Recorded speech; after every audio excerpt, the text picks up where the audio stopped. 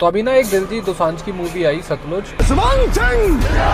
अभी वो दिखाई नहीं जा रही, बैन कर दिया उसको। एक्चुअली 1990s में जो मिलिटेंसी थी और उसको खत्म करने के लिए पुलिस ने करा ना, पंजाब पुलिस ने, उसके बारे में दिखाया हुआ है। तो ऐसा नहीं है कि वो इसलिए बैन हुई कि भाई, मुझे ऐसा लगता है कि वो इसलिए बैन नहीं हुई कि भाई वो केओस क्रिएट कर देगी। तो सिस्टम जो है वो ये मूवी दिखाना क्यों नहीं चाहता, क्योंकि एक्चुअली वो बहुत बड़ा फेलियर था। फेलियर क्या था, या यूं मान लो कि सिस्टम का फंड किया हुआ एक बिजनेस मॉडल था जो एक्सपोज हो जाएगा। इन्होंने क्या किया, मिलिटेंसी को खत्म करने के लिए जो पुलिस ऑफिसर्स थे या इवन कांस्टेबल्स तक जो भी पुलिस वाले थे उनको अवार्ड देने शुरू कर दिए। अवार्ड नहीं मतलब पैसे देने शुरू कर दिए कि तुम अगर एक मिलिटेंट मारोगे तो इतने रुपए, इतने मारोगे तो इतने। उल्टा ऐसे भी था कि अगर आपने ज्यादा नंबर ऑफ मिलिटेंट्स मार दिए तो आपको बहुत तगड़ा प्रमोशन मिलना शुरू हो जाएगा। अब पता है इसका मैथमेटिकल फ्लॉ क्या होता है, जब आपको मिलिटेंट्स नहीं मिलेंगे पुलिस वालों को तो वो इन्वेंट करना शुरू कर देंगे, और वही हुआ। उसका एक सिंडिकेट चलना शुरू हो गया। हालत इतनी खराब थी कि भाई पुलिस वाले जब कभी ऐसे 18-19 साल के लड़कों को भी पंजाब में अरेस्ट करते थे ना, तो उनके फादर से, मान लो वो फार्मर्स हैं, तो उनसे पता है पैसे कितने मांगेंगे कि भाई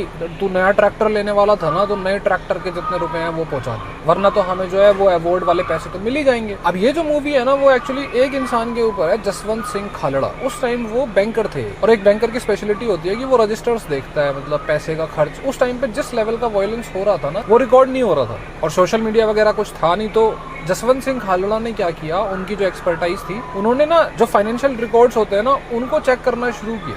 और किसके फाइनेंशियल रिकॉर्ड्स, उन्होंने म्युनिसिपैलिटी के रिकॉर्ड्स चेक किया, और उनको एक चीज मिल गई स्पेशल क्या थी कि म्युनिसिपैलिटी जो है ना, कई सारे डिस्ट्रिक्ट्स की, वो अंधी ही गिनती में लकड़ी मंगा रही है। और लकड़ी किस काम आती है, जब आप डेड बॉडीज को जलाते हो तो। और जसवंत सिंह खालड़ा की जो उन्होंने खुद पर्सनली रिपोर्ट प्रिपेयर करी, उसमें 25,000 लोगों का नंबर था। तो आप सोच सकते हो कि अगर गवर्नमेंट कुछ ना बताए, सोशल मीडिया है नहीं, तो वो 25,000 लोगों के इमोशंस जो है या उनकी फैमिलीज के, वो कहाँ गए। आगे की कहानी तो थोड़ी और ज्यादा सैड है। उस टाइम पे जब वायलेंस चल रहा था ना, और जसवंत सिंह खालड़ा जो है वो पूरी कोशिश कर रहे थे कि भाई कोर्ट में घसीटा जाए, ह्यूमन राइट्स कमीशन में घसीटा जाए, और उनकी बातों को ज्यादा सुना नहीं गया, माना नहीं गया ना, तो फिर उन्होंने क्या किया, वो कुछ बाहर के कंट्रीज, स्पेशली वेस्टर्न कंट्रीज के पास जाके अपने रिपोर्ट्स को दिखाने लग गए। और उससे एक खतरा था, उस टाइम की बात है 1995 में, इंडिया जो है वो इकोनॉमिकली बहुत अच्छा नहीं कर रहा था। उसी टाइम हमने अपनी इकोनॉमी को लिबरलाइज करा था, और इंडिया को डर था कि अगर वेस्टर्न कंट्रीज में थोड़ा हमारा इमेज खराब होगी तो उससे ना वो IMF का जो बेल आउट पैकेज हमें उस टाइम मिल रहे थे या मिले थे, वो खतरे में जा सकते थे। और उसकी वजह से कुछ हुआ या नहीं हुआ वो मैं क्लेम नहीं करता, लेकिन सैड चीज ये है कि जसवंत सिंह खालड़ा जो